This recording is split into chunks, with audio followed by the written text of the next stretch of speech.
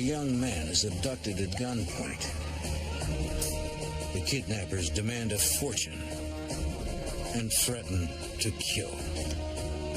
The police and FBI uncover disturbing leads and look for answers in the smallest clues in a desperate race to find the victim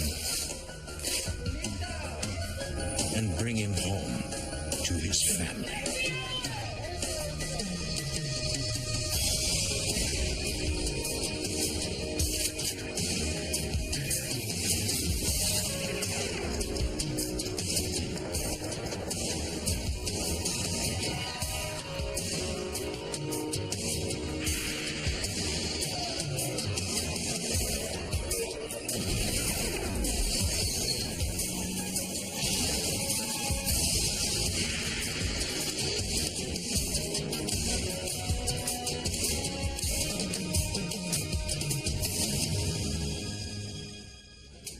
Kidnapping can shatter a family, bringing terror and heartache without warning. In 1984, with the flash of a gun, an ordinary business transaction became a violent abduction. In seconds, the son of a wealthy Miami developer was gone. I'm Jim Kallstrom, former head of the FBI's New York office. The kidnappers' motivations seemed to be money, but agents would learn this case and its resolution were more complicated than anyone believed.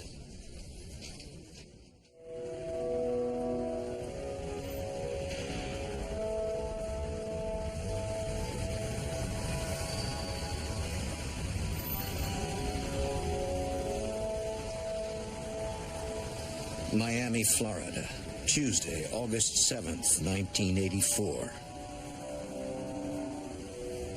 At 6 o'clock, the sales office of real estate developer Jesus Portela was closing. Mr. Portela had emigrated from Cuba 22 years earlier, building a successful business in Miami. His 22-year-old son, Mario, was recently married and worked as a salesman for his father,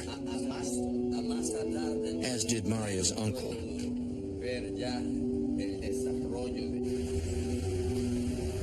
A little after 6, a couple approached the office.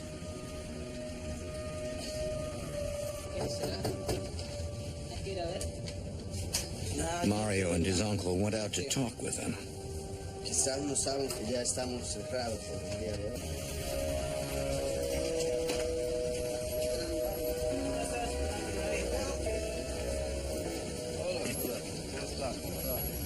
The couple asked about condo prices.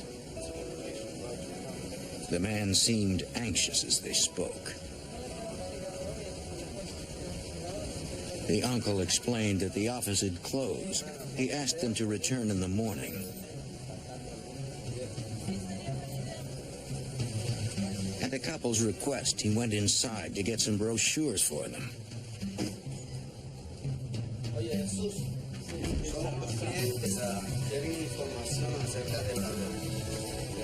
He didn't see what was happening outside.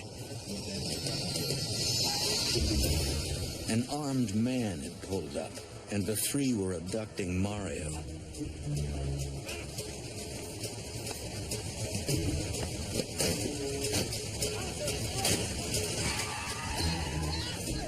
The uncle spotted temporary tags on the car, but only got the last 3 numbers. He told Jesus what he saw. Mario forced into a blue and gray car, heading north on 122nd Avenue. Then he called the police.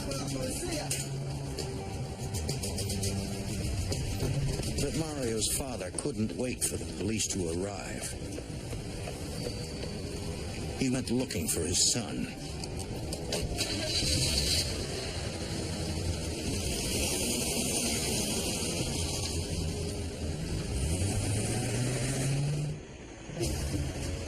Soon he spotted a car matching the description of the kidnapper's vehicle. For years, he had carried a licensed gun for protection. Now, he was ready to use it.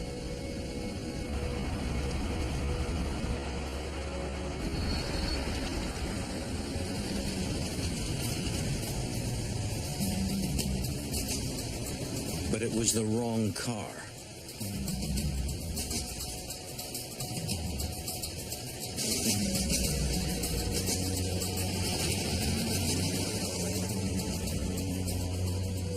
Realizing he couldn't find the kidnappers himself, Jesus returned to wait for the authorities.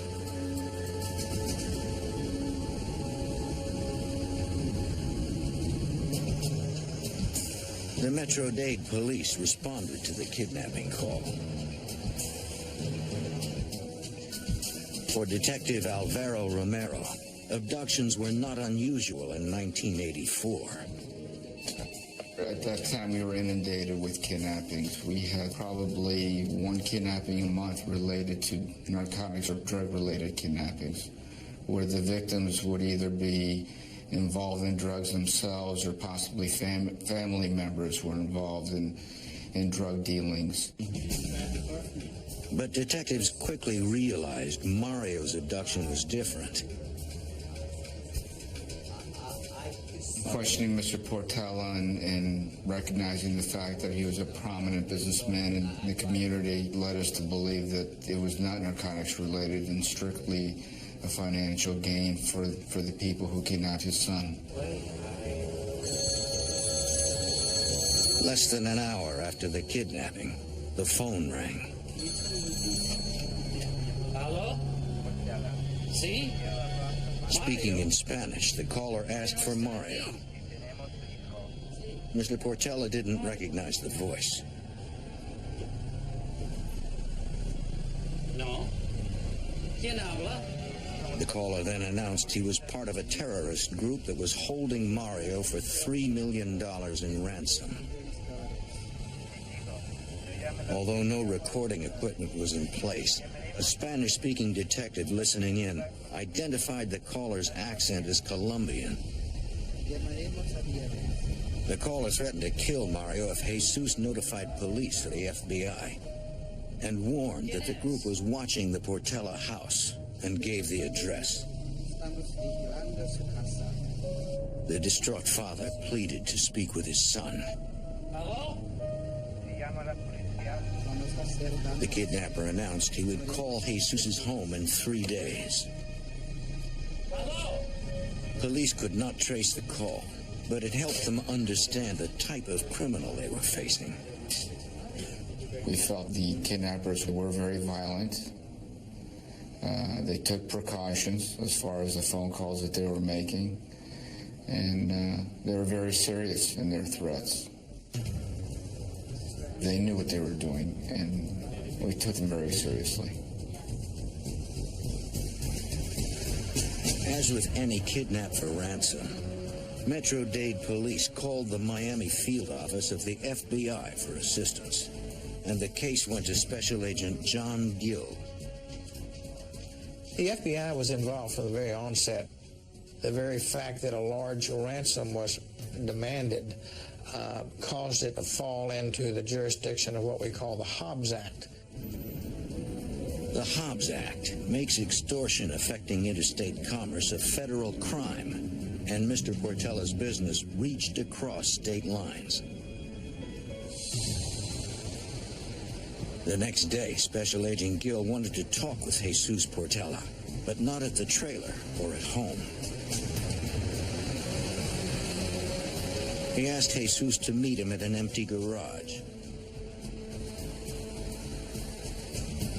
Agents watched the entrances and exits of the garage for any sign of the kidnappers, but did not see anyone. As far as they could tell, it was safe for Gill to question Mr. Portela. Portela? Yes. My name is John Gill. Sir. I have been assigned the administrator of this kidnapping. The agent asked if Mr. Portela knew of anyone who had a grudge against him, or if he had ever been threatened. The worried father could think of only one minor incident. He said that 8 months earlier, a man and woman burst into his office. He knew the woman. Her name was Rose de Parias. She recently purchased a condominium from him and said she discovered her neighbor's payments were lower than hers. Mr. Portela explained that the difference was because the neighbor had obtained a better finance rate. It was between the buyer and the bank. The two refused to accept the explanation. The man began threatening him, demanding that Portela refund the money. But there was nothing he could do. Before they left, Rose de Parias vowed she would get her money back, one way or another. Mr. Portela had reported the incident to police. And the police talked to this particular woman and explained to her the circumstances of financing and interest payment, and she apologized, and Mr. Portela just assumed that this had all gone away. Agents later tracked down Rose de Parias and learned she was living in another state during the kidnapping. When they confirmed her alibi, they ruled her out as a suspect.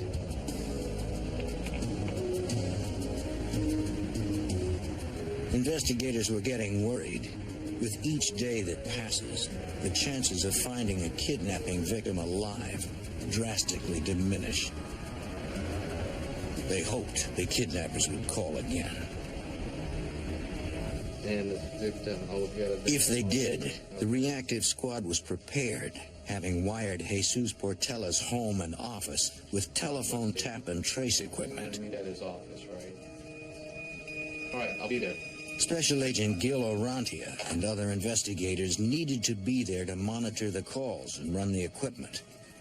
But getting into the home unseen would be tricky. The initial calls and our indications were that they were watching his home, they being the kidnappers. We were concerned that they might be able to detect that I was coming in. They needed Mr. Portela's help. I was crouched in the back seat as we drove to his home. We went into the garage and then we went into the house.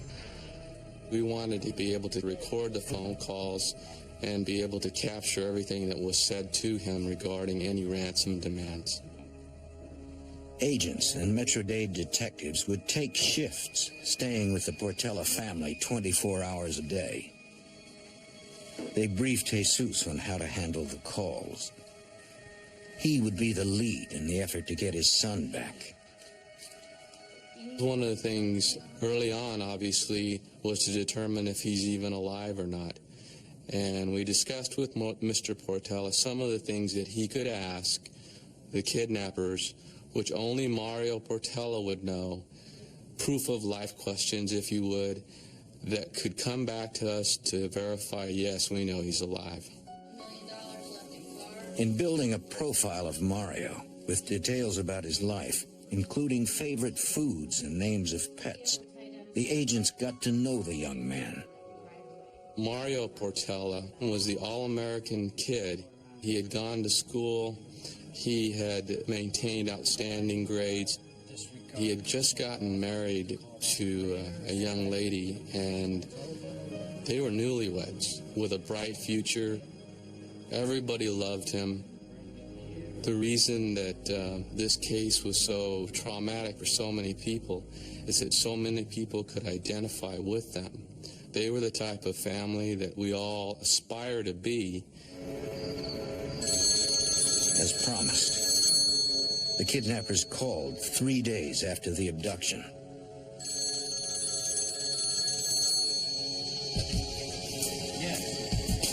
The caller ordered Mr. Portela to listen to a taped recording.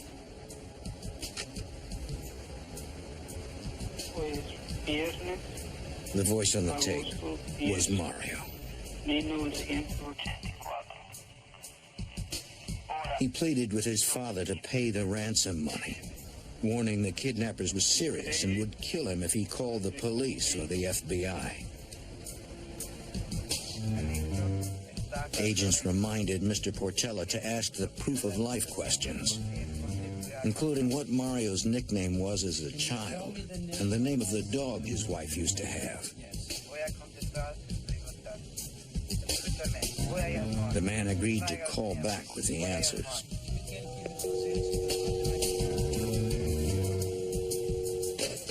Mr. Portella had kept him on the line long enough for agents to trace the call to a Miami payphone. But the caller had gone before surveillance units arrived.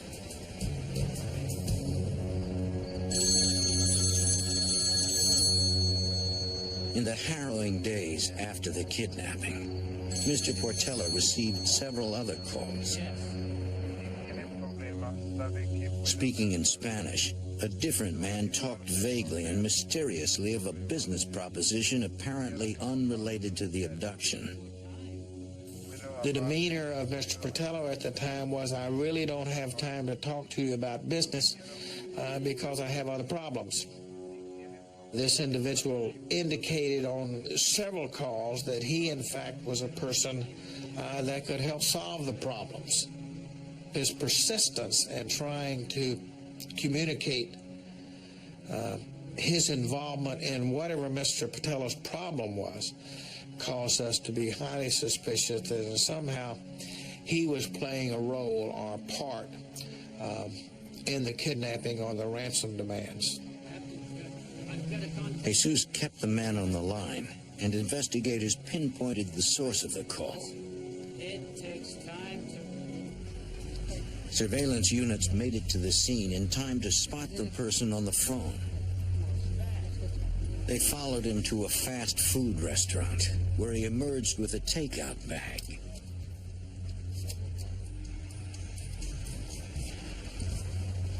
They then followed the man to an apartment complex, where his behavior was even more suspicious. When he took the hamburgers to an apartment and delivered them through the door, having no conversation with the recipient, and this was the brand of hamburgers that Mario and his father fancied. Yes, at that point we were suspicious that perhaps Mario was being held at that location. The SWAT team responded and set up outside the apartment. The clock was ticking. They needed to find Mario. More people choose Ashley Furniture Home Store. With the great value at Ashley Furniture Home Store, it only looks like I have expensive taste. Get more without paying more during National Bonus Buys. Get bonus furniture on... In Miami, the FBI and Metro-Dade police were trying to find Mario Portella and whoever kidnapped him. Their first good lead brought them to a Miami apartment where they believed the kidnappers might be holding Mario. The SWAT team quickly secured the apartment and searched each of its rooms. But Mario was not there. It had been a false lead for FBI Special Agent John Gill. It was determined not only by search but interview of the people there that they were not related or associated with the kidnapping whatsoever. Interviewing the caller, agents determined he knew nothing of the abduction and was merely trying to get work with Mr. Portella's company. Investigators again were forced to wait for the kidnappers to make the next move.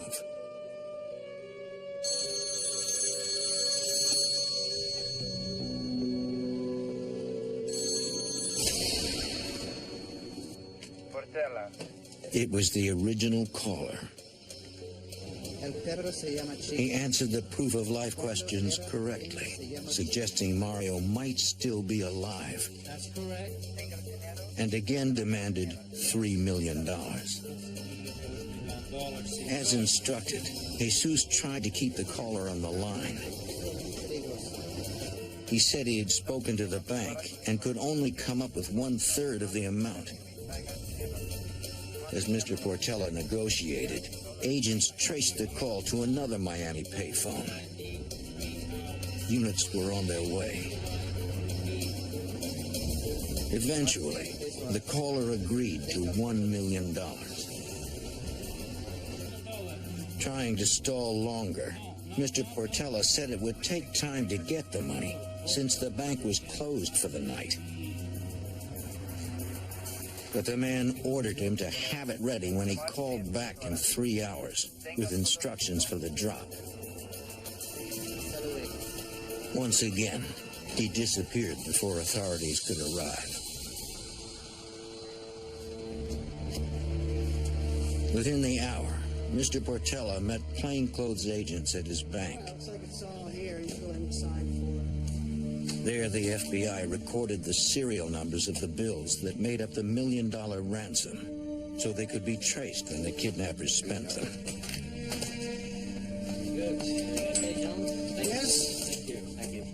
At the Portella home, agents hid a tracking device in the briefcase, hoping it would lead them to wherever Mario was being held.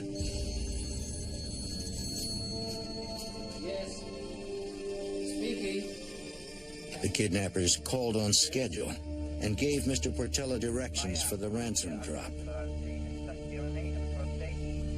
They ordered him to drive to a local restaurant, leave the car door unlocked with the money inside, wait for a call at a certain payphone, then go into the restaurant and sit down.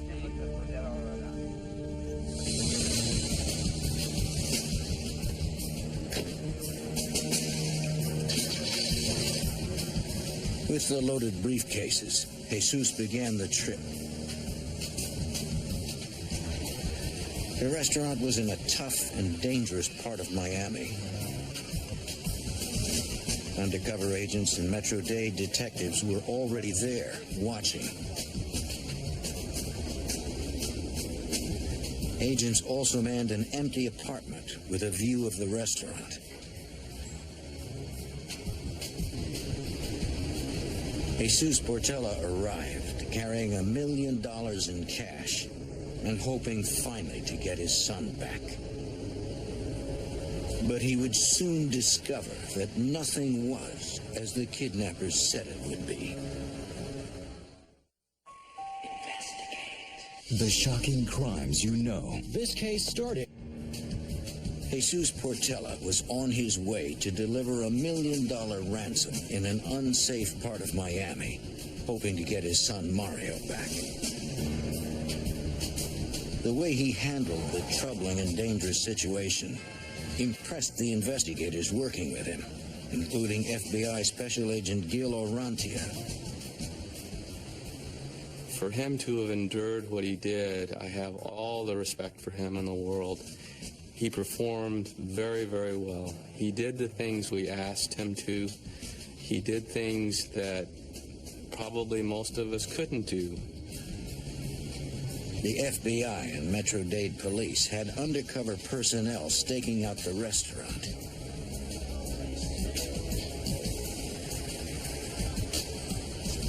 But the place was closed, and Jesus began to wonder if it was a setup.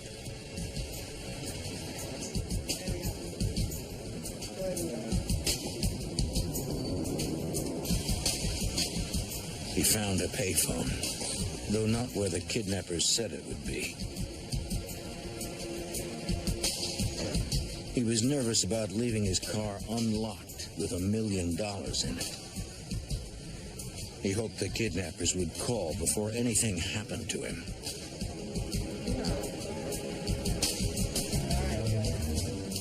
If thieves made off with the money, he might never see his son again.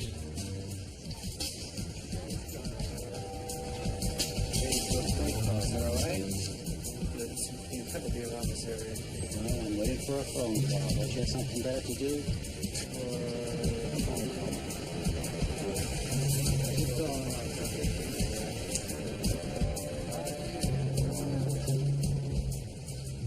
Though he waited, the phone call never came.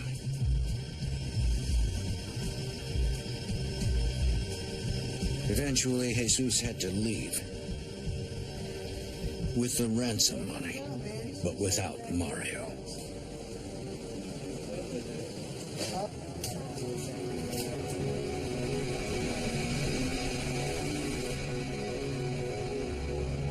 He and the investigators spent days waiting for the kidnappers to call again with new instructions.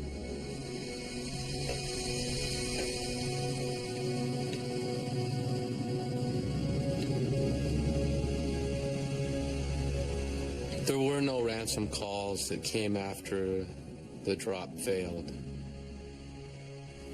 We were concerned at that point because obviously our only connection to them were the phone calls. That was our connection to the bad guys. That was our ability to do something about what they were doing. And when they stopped calling, we became very worried. Although the kidnappers were not leaving new clues with ransom calls, older clues were beginning to pay off. FBI Special Agent John Hanlon was trying to find the car used in Mario's abduction. It was an older blue and gray four-door Chevrolet sedan and had temporary dealer tags, which were not in DMV databases at the time.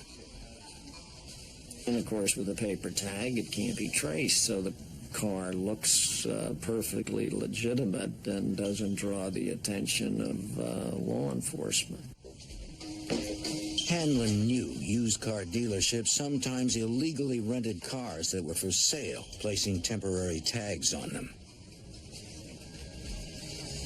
He began phoning every dealership in the area. The time-consuming work paid off when Hanlon spoke to a clerk at one dealership in Miami. I asked her, you rent any old cars? And she said, sure, you know, and, any old with paper tags? And she said, yeah. And I said, any old Chevys? She said, yeah. I asked her, I said, any blue and gray ones? She said, yeah. I says, where is it? She says, it's here. And I said, well, when was it rented? And she says, August the 7th. And I'm thinking, oh, my God. August 7th was the day of the kidnapping. When agents discovered the car had been returned the next day, they impounded it to have it searched for evidence.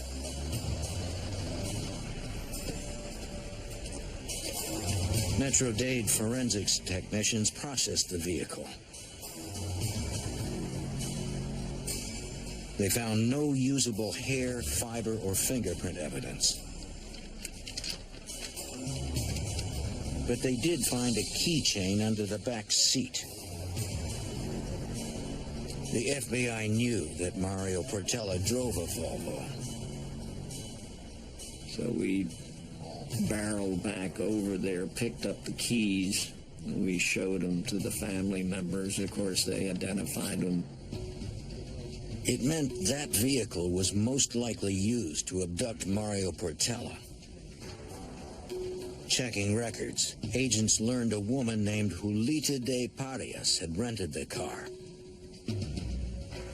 The clerk at the dealership said the woman came in with a man she said was her brother.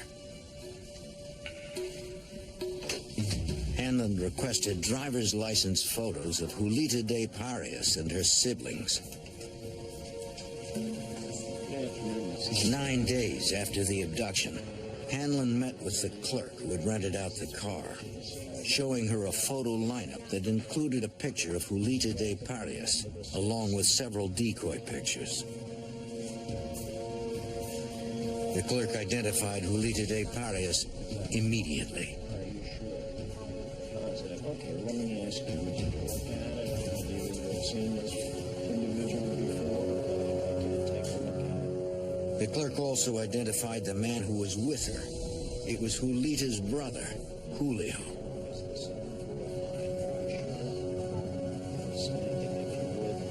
Agents were familiar with the De Parias name.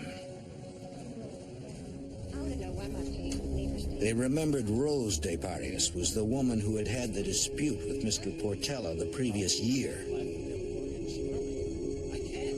Julita was Rose's sister. They now believed Julio De Parias was the man who accompanied Rose and threatened Jesus. Although the FBI still ruled out any involvement by Rose De Parias, her siblings were now prime suspects. Once we had good suspects in this investigation, we put surveillance on some of the members in an attempt to gather more evidence. The FBI noticed an unidentified man usually accompanied Julita. The couple seemed to be romantically involved. It had been 10 days since the abduction. Agents hoped the suspects would lead them to Mario Portela. They needed to question him, but doing so would alert any accomplices and put Mario's life at risk. We couldn't exactly jump them at that moment because we were trying to rescue this young man. That was our primary objective, to get this young man back to his family. So we continued to watch them. The FBI and Metro Dade surveillance effort included air and ground units. But the suspects seemed to be wary of a tail. They were very erratic and paranoid in their behavior. Their driving would go in one direction and make a U-turn and go in another direction and then go through a parking lot and then in another direction. The suspects' counter-surveillance techniques worked. Following them exhausted the helicopter's fuel supply, forcing agents to turn back. Ground units tried to remain undetected and keep the suspects in sight, but soon they lost them. 3 days later, and 25 miles north of Miami, in the town of Davie, Florida, 2 teenagers were walking in a field when they made a grim discovery that would provide terrible answers to a family hoping for the best. Age doesn't look the way it used to. 13 days after Mario Portela was kidnapped, teenagers discovered a body in Davie, Florida, 25 miles north of Miami. Davie police realized it was a murder. The man's head was completely wrapped with duct tape. Detective Ed Taylor faced the challenge of identifying the victim. All we knew at that time was it was a male. We didn't know how old he was because his entire head had been taped. His hands had been taped behind his back and his ankles had been taped together as well. They needed to examine the body, tape, and sleeping bag for more clues. Dr. James Ongley, then Associate Medical Examiner for Broward County, performed the autopsy. He removed the duct tape surrounding the head, careful to preserve each tear and section for later analysis by forensics technicians. With the tape off, Dr. Ongley could describe the victim as male, between the ages of 20 and 40, 5 foot 9 inches tall, with brown eyes and brown hair. Although the victim had been severely beaten, the cause of death was asphyxiation. He believed the man had been dead for 24 to 36 hours. On August 25th, a Miami newspaper ran an article about the body found in Davie. FBI Special Agent John Gill noted the description loosely matched that of Mario Portela and immediately contacted the Davie Police Department about the abducted man. Reviewing the complex case, they outlined their suspects. Julio de Parias, the man who had threatened Jesus Portela the previous year. His sister Julita, whose name appeared on the rental contract for the abduction vehicle. And the man agents believed to be her boyfriend. All three had disappeared. Agents also developed another suspect, Hector de Parias, Julio and Julita's brother. He was close to his siblings and had a criminal record. Now, with no chance of finding Mario alive, the FBI's investigation could be overt. They interviewed the sister of three of the suspects, Rose de Parias, who had threatened Jesus Portela 8 months before the kidnapping. She denied any involvement and offered her full cooperation. She said Julita's boyfriend was Jesse Ramirez, and that if he and the others could not be found in Miami, they most likely went to Los Angeles, where they had friends. Miami agents forwarded the lead to the Los Angeles field office. There, Special Agent Gregory Pack knew they had no time to lose. It was imperative to find these people as soon as possible because they are dangerous people, and they are people you don't want on the streets in your city or anybody else's city. If they did this once, kidnapped and murdered, what's to say that they wouldn't do it a second time to some other victim? Special Agent Pack needed to narrow the scope of the search. He knew the suspects were of Colombian descent, and LA's Rampart district had a large Colombian population. I went out there with these very good photographs, and I went to all the places that you and I would have to go to occasionally in a normal course of living. Dry cleaners, restaurants, hotels, motels, apartments. After a couple weeks of this door-to-door canvassing, I ran across a lady who was the apartment manager. I showed her the photographs. She recognized Hector, Julita, and Julio de Parias as new tenants, but said they seemed to be rarely at home. So I left my card with her and asked her if she would call me. And I called her at least once a day. This went on for probably 8 or 10 days. Finally, in the evening, about 9 o'clock, I received a call from the office, and this apartment manager was on the line and wanted to be patched through to me. So I accepted the call. And she told me that the people that I had been looking for were in the apartment now. We approached the apartment house, took up various positions so there wouldn't be any escape out the windows or other doors.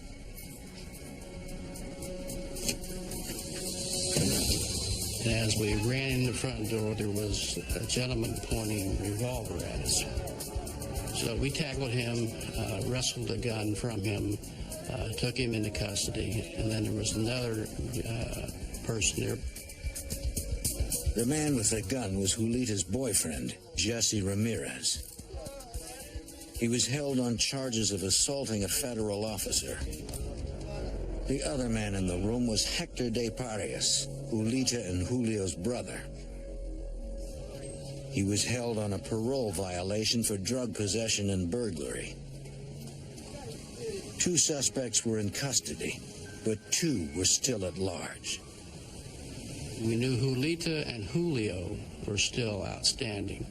So when we left, I had 2 agents remain at the apartment.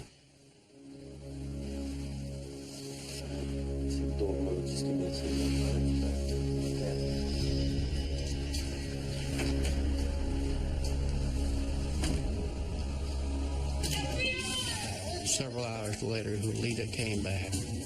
She was taken into custody, and then she was brought down to FBI headquarters in Los Angeles. Agents waited for Julio de Parias, but he never showed. Jesse Ramirez and Julita de Parias refused to talk to investigators. But Special Agent Gill and Davie, Florida Police Detective Ed Taylor had more success with Hector de Parias. They needed his help to find the fourth suspect, Julio de Parias. And they needed to know the details of Mario Portella's last days. On September 24th, 1984, the FBI apprehended 3 suspects in the kidnapping and murder of Mario Portella. But a 4th suspect, Julio de Parias, was still at large. Only one of the 3 in custody, Hector de Parias, agreed to talk. Still, he was evasive at first, and investigators caught him in several lies. Davie Police Detective Ed Taylor and FBI Special Agent John Gill decided on the soft approach to get the truth. We befriended him in this style of interrogation, realizing that the potential was there to develop trust and cause him to, in a sense, confess. Tell me, Hector. As he became more trustful of Mr. Taylor and I, he advised us that, yes, he would cooperate and divulge details. He was not involved in the abduction. But several days after the abduction, Mario was being held captive in an apartment. The brother, sister, and the sister's paramour discovered that maintaining guard on a kidnapped victim is a lot of trouble, and they needed help. And they knew that Hector was available, that he was unemployed, that he was addicted to marijuana, could not get a job, and in fact would jump at an opportunity to participate in a venture with financial gain. So they solicited his help to watch a victim, as he put it. According to Hector, the motive for the kidnapping was actually revenge. Julio de Parias felt humiliated that he could not force Mr. Portella to refund his sister's money after she purchased her condominium. Hector said that after several days, his brother Julio and Jesse Ramirez worried about getting caught and gave up on trying for a ransom. They decided they had to get rid of the only link to them, Mario Portella.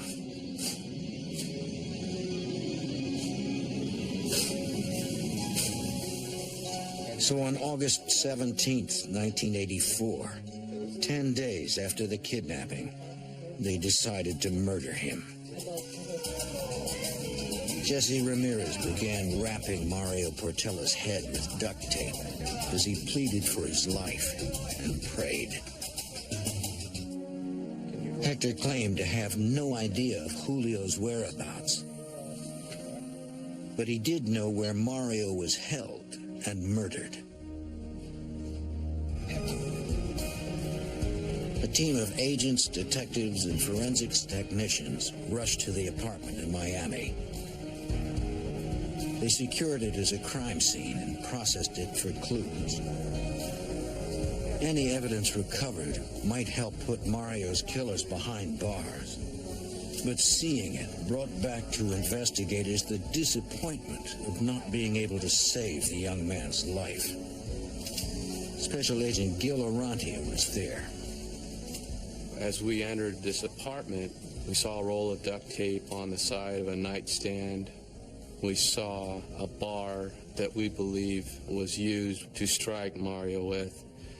We saw blood in the apartment. We saw all of these things that sort of put this thing, for us, evidentiary-wise, together. But it was a difficult thing to look at. It was a situation where, you know, our goal was to do the right thing and get him saved, and we couldn't do it. And it was tough. It was tough for us to look at that. They also recovered hair and fiber evidence. Everything was cataloged and sent to the FBI lab in Washington, D.C. for analysis. There, Special Agent Hal Dedman of the FBI's Trace Evidence Unit analyzed the items. My involvement in the case dealt with the comparison of hairs, textile fibers, and tape from the 4 locations: the body recovery site, the apartment where the victim was held, a car that the body was transported in, and another apartment where clothing from one of the suspects was recovered. He matched carpet fibers from those locations to samples found on the suspects and the victim. He also compared the tape wrapped around the victim's head, arms, and legs to the rolls of tape recovered at the murder scene. If you have 2 pieces of tape that were once original or adjoining sections of the same piece of tape, and that tape is torn, the yarns are not all going to have the same appearance, or not going to have the same length. You'll have short pieces and long pieces. And you can fit these pieces of tape together much like you'd fit pieces together in a jigsaw puzzle.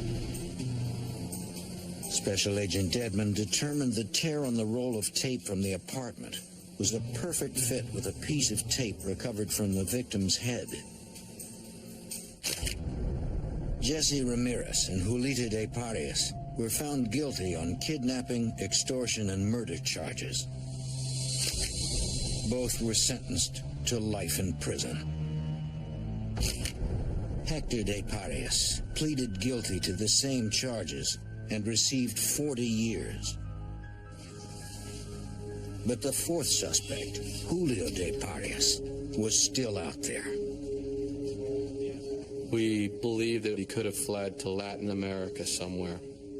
So we printed up wanted flyers that you'd find in your post office, in police departments. We sent them all over the place, and we developed the same ones in Spanish, and we distributed them throughout Latin America.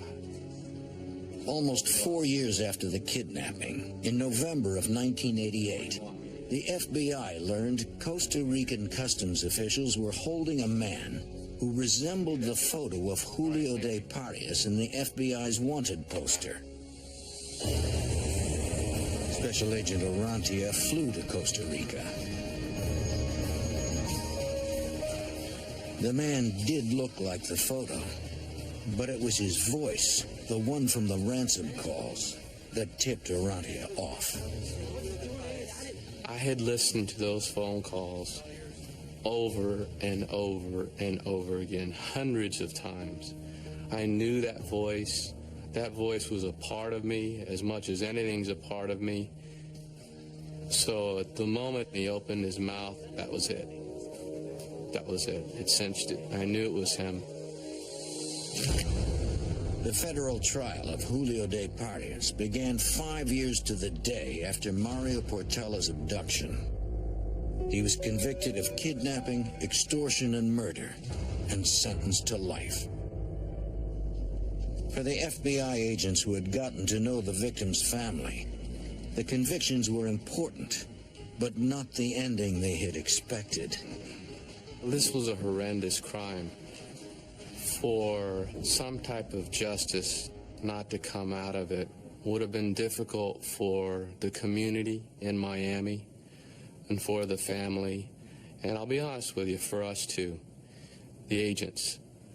So I think the idea that some type of justice occurred is paramount. That's the only thing we can cling to, all of us, that at least they were caught. The Portella family has persevered. They will never forget Mario, and they have not given up their dream.